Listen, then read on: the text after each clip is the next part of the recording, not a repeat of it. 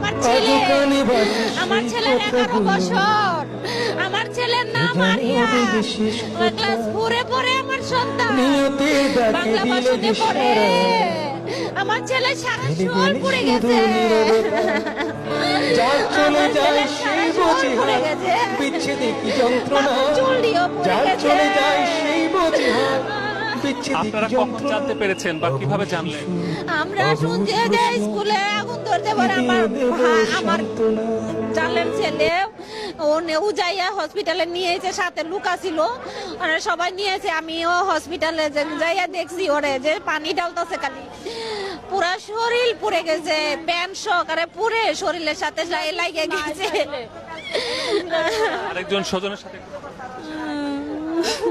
কি বলবো, দোয়া করেন সবাই যাতে আমাদের ছেলে সুস্থ হয়। বলার মতো ভাষা নেই আমাদের। তুমি দয়া অনেক করো।